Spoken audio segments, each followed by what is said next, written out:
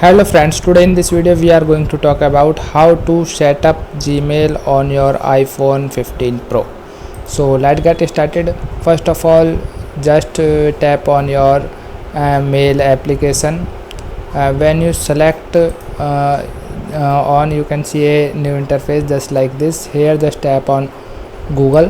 When you tap on Google, here select continue to authorize the application to access the Google website. Okay, when you tap on it, you can see another interface just like this. Here just enter your email address. Okay, email and Gmail address. Okay, when you enter your Gmail, then select next, and here you now to select your password and then click on next. Okay, now you need to choose save to finalize the procedure.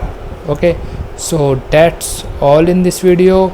I hope you like this video. If you like this video, then please hit a like button. Thank you.